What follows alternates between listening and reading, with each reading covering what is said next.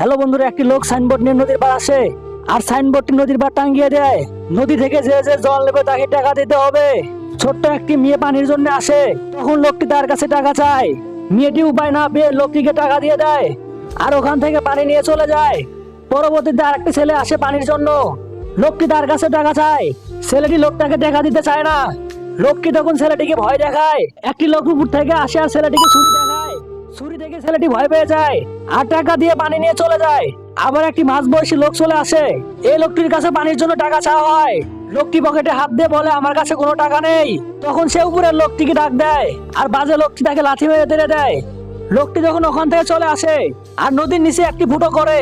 তো বন্ধুরা, এরপর কি হতে চলেছে তা দেখার আগে আমাদের চ্যানেলটি সাবস্ক্রাইব করো আর কে কোন দেশ থেকে দেখছো কমেন্ট করো।